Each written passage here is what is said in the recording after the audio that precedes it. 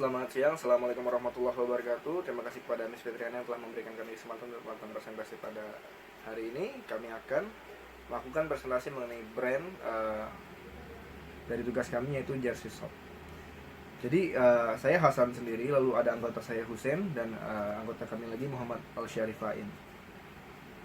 Nah, jadi yang pertama adalah why we do it. Kenapa kita melakukan ini? Alasan kami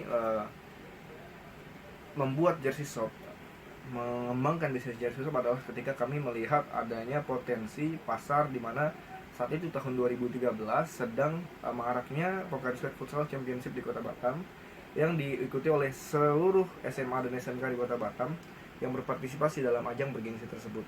Di mana kami melihat di sana banyak sekali euforia atau tinggi sekali euforia yang terjadi, sehingga kami melihat itu sebagai potensi pasar yang dapat kami gali untuk mengembangkan bisnis kami tersebut. Nah, selain itu, kami melihat bahwa tren berolahraga Indonesia dari tahun 2010 sampai tahun 2020 ini sangat meningkat dari tahun ke tahun. Itu nanti kami tampilkan datanya di file terpisah yang akan kami kirimkan di Teams. Itu kami lihat adanya kenaikan yang sangat signifikan, sehingga memang user atau market yang akan kami tuju itu tahun demi tahun meningkat, sehingga ini menjadi chance bagi kami sendiri untuk dapat mengembangkan dan memaksimalkan bisnis yang sedang kami terapkan ini.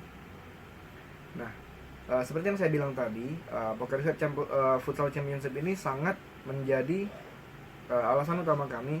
Saat itu ada banyak sekali tim futsal sekolah SMA dan SMK di Kota Batam yang berpartisipasi, sehingga kami memutuskan untuk dapat melakukan bisnis yang berkaitan dengan apparel atau jersey olahraga khususnya di Kota Batam.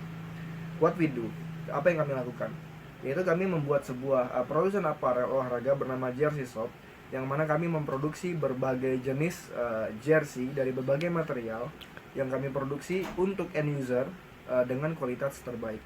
Dan kami juga menggunakan sablon dengan kualitas terbaik, yaitu sablon Polyflex, yang dimana sablon jenis ini juga dipakai oleh tim-tim profesional di Indonesia hingga di Eropa sana, seperti itu. Dan untuk market segmentation dan digital marketingnya nanti akan dilanjutkan oleh rekan saya Husein.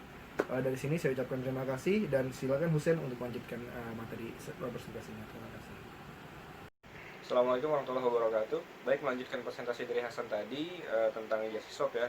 Jadi untuk memaksimalkan penjualan Jersey Shop, kita ini melakukan beberapa strategi ya. Salah satu strategi yang paling penting menurut pribadi kami adalah segmentasi. Jadi untuk awal penjualan kita harus melakukan segmentasi pasar dengan tepat. Contohnya, saya buat analogi yang agak sedikit ekstrim ya. Mercedes-Benz atau BMW atau mungkin Koenigsegg, mobil-mobil mewah dan supercar seperti itu tidak akan bermain atau melakukan pemasaran di daerah seperti Papua Nugini atau di daerah Timor Leste, karena segmentasinya sangat berbeda. Secara demografis contohnya, orang-orang di sana mungkin tidak mampu beli mobil Mercy atau beli mobil Koenigsegg dan yang harganya miliaran rupiah seperti itu ya. Lalu dari sisi juga cuma demografis, dari sisi psikografis misalnya juga. Lalu juga dari sisi geografis, tidak adanya misalnya jalan raya yang baik, yang bagus dan lain sebagainya, itu juga tidak bisa menunjang adanya mobil-mobil supercar di sana. Makanya mobil mewah seperti itu tidak memasarkan mobilnya di daerah-daerah seperti itu. Jadi contoh ekstrimnya untuk segmentasi seperti itu ya. Dalam hal ini kita sebagai produsen Jersey Shop ini, kita melakukan segmentasi yang menyasar memang langsung ke pelaku-pelaku olahraga, langsung ke entusias olahraga, orang-orang yang hobi berolahraga. Jadi sasaran kita memang langsung targetnya, audiensnya ke sana seperti itu. Lalu selanjutnya, strategi yang bisa kita gunakan adalah digitizing, branding, create an event, sponsorship, dan brand ambassador. Cuma saya hanya di sini, di presentasi ini saya hanya akan memfokuskan pada satu strategi, yaitu digitizing, karena memang mata kuliah kita saat ini adalah digital marketing. Yang bisa kita gunakan untuk digitizing atau digital marketing itu adalah Instagram Business Feature, lalu ada Facebook Ads, ada funnel marketing, Mailchimp sebagai email blast, lalu bisa juga kita buat website sebagai traffic, sebagai tempat masuknya traffic. Lalu yang terakhir adalah SEO, search engine optimization, seperti itu. Saya bicara data ya, cuma memang tidak bisa saya tampilkan di sini. Jadi nanti presentasinya mungkin saya akan kirimkan di file yang berbeda ya, di file yang terpisah. Digital di Indonesia ini memang sangat-sangat berkembang dari tahun 2016 sampai tahun 2020 ini. Jadi perkembangannya itu bisa 100%. Dulu pada tahun 2016 pengguna internet user yang aktif di Indonesia itu sebesar 88 juta jiwa. Di tahun 2020 itu naik jadi 175 jiwa. Jadi kenaikannya hampir 100%.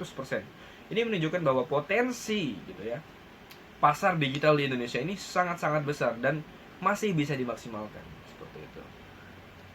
Lalu digital marketing itu sebenarnya bukan hanya tentang mengupload foto di Instagram atau platform media online lainnya gitu ya. Jadi digital marketing itu tentang mengelola dan menganalisa traffic. Untuk selanjutnya dianalisa, kita lihat bagaimana untuk selanjutnya dipilih strategi yang tepat sasaran untuk bisa kita masuk ke memaksimalkan profit itu. Seperti itu. Lalu bicara Instagram advertising ya, salah satu strategi yang sangat baik dan populer di kalangan pebisnis untuk saat ini gitu ya, pebisnis online. Jadi Instagram bisnis dan Facebook advertising itu salah satu platform yang memang banyak digunakan, dan ini terintegrasi ya antara Facebook dan Instagram bisnis. Jadi dulu kita di Jersey Shop itu sebelum kita memakai Instagram bisnis dan Facebook advertisement itu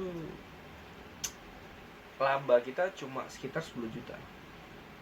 Tapi ketika kita memakai Instagram bisnis yang sangat-sangat efektif dan efisien menurut saya, dengan budget yang kita keluarkan, lalu dengan ROI, return of investment yang kita dapatkan, itu sangat-sangat besar, lebih dari 100%.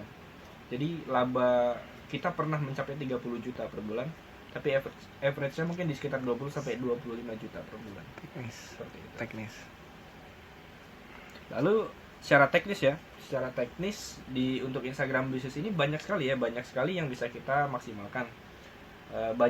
Budget dan durasi itu nanti juga ditampilkan di Instagram bisnis. Jadi kita bisa milih tuh budgetnya berapa. Budget marketing kita untuk Instagram bisnis itu berapa untuk sebulan. Kita bisa set 1 juta, 2 juta, 3 juta dan sebagainya. Nanti dari situ tergantung budget, maka nanti reach-nya itu yang bakal berbeda. Jadi semakin besar modalnya, maka reach to potential buyer-nya akan semakin besar. Lalu yang kedua, interest, kita juga bisa milih interest potential buyer kita yang seperti apa. Contohnya kita jual produk olahraga gitu kan, jual produk jersey, aparel olahraga. Jadi kita emang menyasar orang-orang seperti yang saya bilang tadi, itu ya enthusiast sport gitu, orang yang sporty seperti itu. Kita bisa pilih di situ. Lalu yang kedua ada age and gender, lalu selanjutnya ada lokasi. Ini juga sangat penting. Jadi kita bisa pilih tuh di mana kita mau fokus jualannya, lokasinya. Emang bisa aja di seluruh Indonesia, tapi jika memang kita mau fokus, kita bisa pilih 3 kota atau 5 kota yang kita bisa jadikan fokus utama penjualan produk kita. Seperti itu. Contohnya saya pilih Batam, lalu ada Medan, Bandung, dan Jakarta. Seperti itu. Ya, saya kira itu. Terima kasih.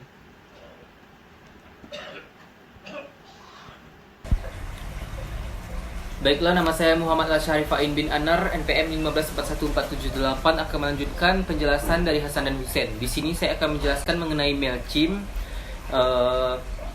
What you can do with MailChimp. Yang pertama, put your audience first, kemudian bring your brand to life, kemudian create integrate campaigns, and turn data into insight.